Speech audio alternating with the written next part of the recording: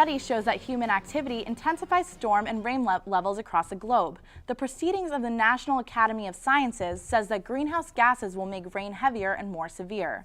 They will also push storms and deserts away from the equator. Researchers usually struggle with climate predictions because weather patterns are so variable. These human fingerprints separate human influence from rain discrepancies. Want to see the effects of deforestation in the last 10 years? Now you can with the help of Google Earth.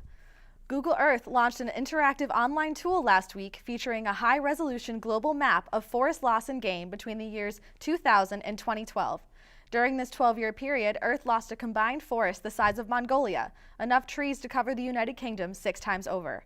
The map will be updated annually and could be used to assess the effectiveness of forest management in the future. Researchers at the University of East Anglia in Britain just figured out why some birds started migrating earlier this year. Climate change and warmer temperatures are usually causing earlier nesting and hatching. While some birds have stuck to their regular migration patterns, climate warming has shifted the overarching migration trend.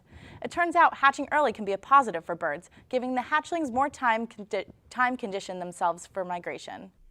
A survey by the Association of American Universities reveals budget cuts in academic and science research is delaying the nation's ability to innovate and grow. The study released Monday, which surveyed 300 U.S. research universities, points out that congressional budget cuts have hindered advancements in medical and technological study. Universities say the most common effect of the congressional budget cut was a reduction of federal research grants. It also has slowed down research projects.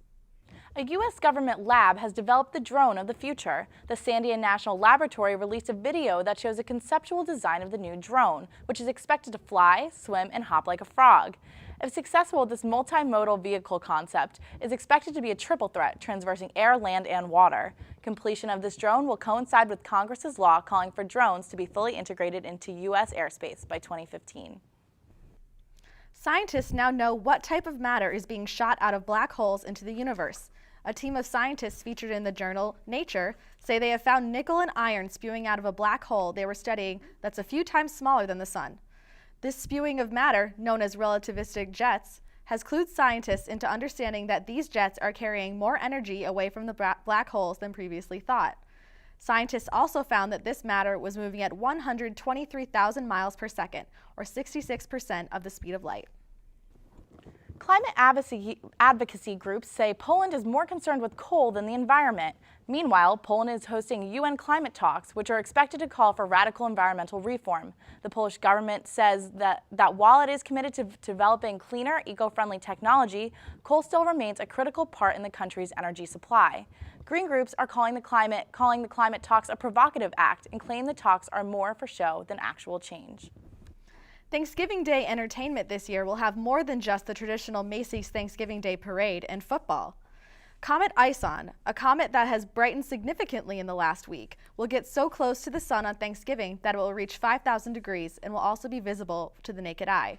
If this comet continues on the brightening trend, it could be visible in the pre-dawn sky all the way through mid-January. The comet has attracted so much attention that a company has created Comet Watch, a free app that will help viewers locate the direction of Ison in the sky. In the studio today to talk to us more about Comet Ison is Dr. Michael Kelly, an assistant research scientist in the Department of Astronomy at the University of Maryland. Thanks so much for joining us today, Dr. Kelly. Happy to be here. So my first question is about comets themselves. What is the normal length of a comet's journey through space, and when do we usually get to see the comet on its journey? Well, there are essentially two classes of comets. There are short period comets and long period or even non-returning comets.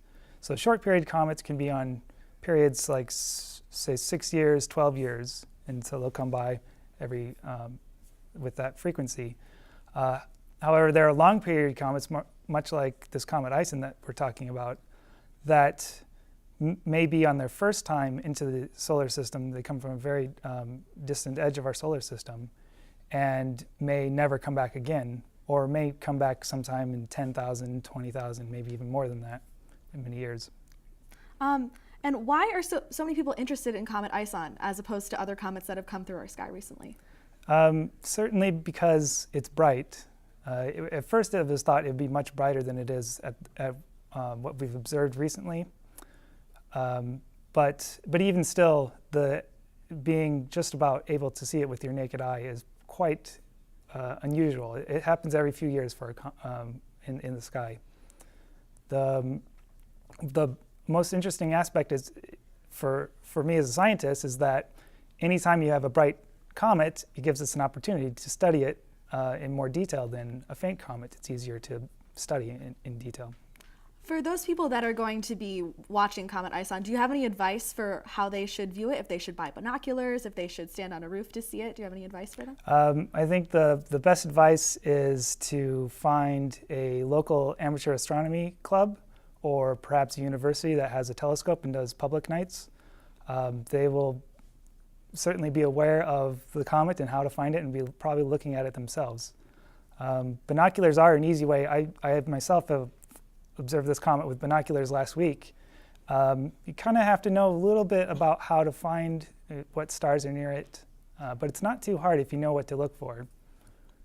So this new app that's out called Comet Watch, do you think that this is going to be really accurate for people that are going to use the app to try to locate the comet near them? Do you think that it might skew them from where? I think I haven't seen this one in particular, but I do think apps like this are an easy way to make finding the comet more accessible. And there was one that I did find myself called ISON Finder, I think it was, and it was brilliant. It was easy. You hold up your phone, and it even takes a picture of what you're looking at, and then overlays constellations and where the comet will be, and there's an arrow that tells you which direction to go. So I think apps are an excellent way to be able to find something like this, and then point your binoculars or telescope in the right direction. Right. Do you think that if this app is successful, that other apps will be created afterwards to help people more easily find comets or other astronomical? Yeah, this is the first time I know about these kinds of apps for finding a bright comet, and certainly they'll get better if there's lots of interest in using them. Great. Well, thank you so much, Dr. Michael Kelly, Assistant Research Scientist of Astronomy at the University of Maryland. We really appreciate your time. Thank you. Thanks so much. And after the break, do you miss having your BlackBerry Messenger? We'll take a look at how BBM is making a comeback on iPhone and Android platforms, and whether this move is gaining popularity. Stay tuned after the break.